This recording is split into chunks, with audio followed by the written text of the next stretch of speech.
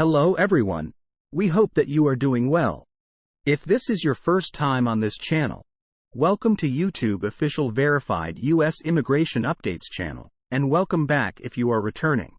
We have got some significant news to discuss that could have far-reaching implications on immigration policies and the border. In this video, we're going to talk about the immigration reform opportunities that President Biden can bring the huge change yet not done so far. So once again, good morning, afternoon, or evening, ladies and gentlemen, wherever you are, and welcome again.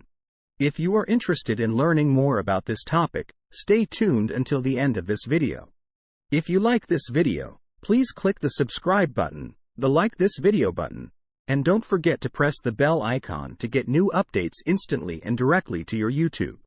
So, without any further delay, now let's get into the video and find out what the latest updates are on U.S. immigration. Welcome once again. New York City is having trouble keeping track of the over 100,000 refugees and migrants who have arrived in the city over the past year. Many of these people are fleeing failed states that are both dangerous and unhappy, such as Venezuela and numerous African nations. In May, an emergency ban on border crossings that had been in place during the COVID era expired. This opened the way for thousands of more migrants, most of whom entered the United States through the southwest border. Some migrants have been relocated by Republican governors of southern states, such as Texas's Greg Abbott and Florida's Ron DeSantis, to cities known as sanctuary cities. These communities often have regulations barring deportation and make an effort to accommodate new arrivals.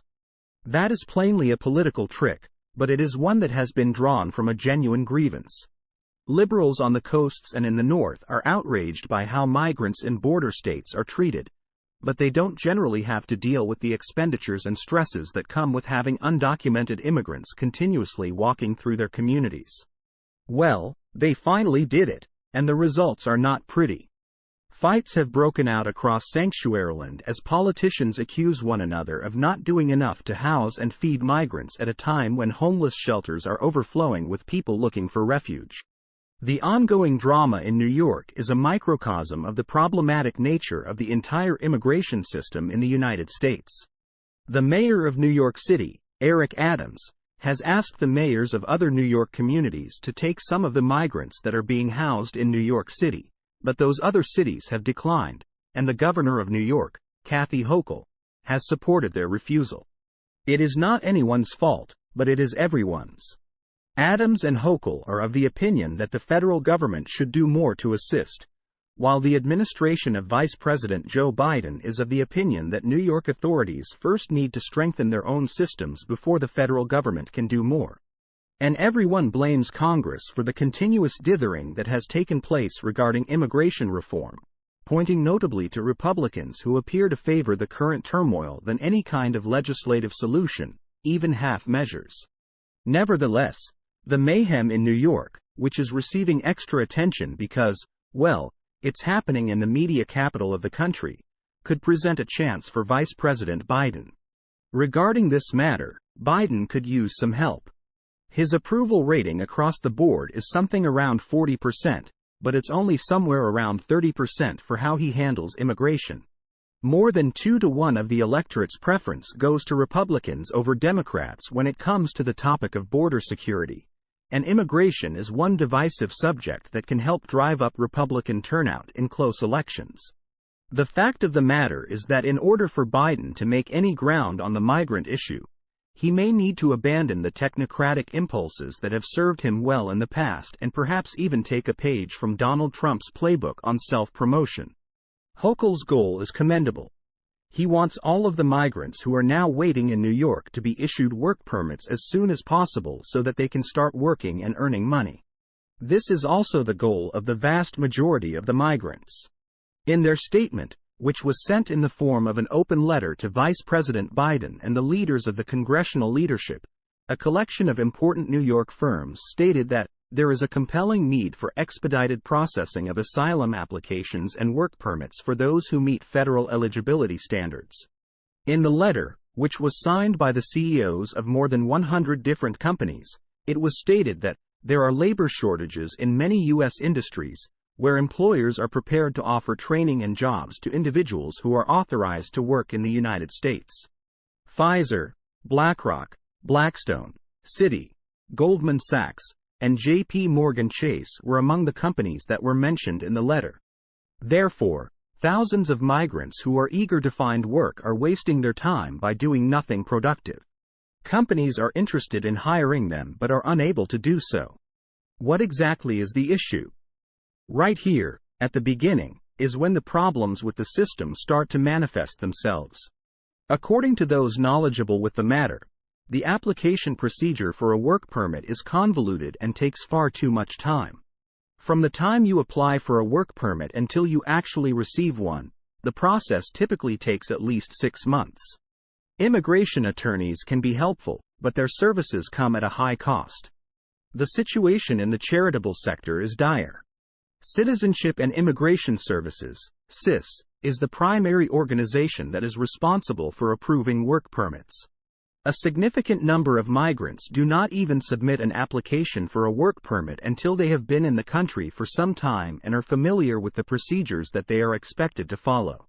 In the event that Congress does not pass any legislation, I question the National Immigration Forum, which is a nonprofit organization that is nonpartisan, regarding how Vice President Biden could be able to assist. The following are some of the recommendations made by the group. Extend the amount of time that work permits are valid for and set some of them to automatically renew in order to make more employees available to process new applications. At the moment, the CIS is in the process of renewing almost 290,000 work licenses. By reducing that backlog, more people will be freed up to deal with newly arrived patients. Find a means for migrants to apply for a work permit as soon as they arrive in the United States, so that the 6-month clock can start ticking as soon as possible. This will ensure that the maximum number of people are allowed to work. It would be helpful if the application form could be translated into a greater number of languages, and the application procedure could stand to be simplified. Increased money and staffing throughout the migrant processing system would certainly be helpful as well, comparable to how Democrats approved increased funds for the Internal Revenue Service, IRS, last year to improve customer service and offer more resources to catch people who cheat on their taxes. That would require the approval of Congress, which is not going to happen given that the Republicans currently control the House.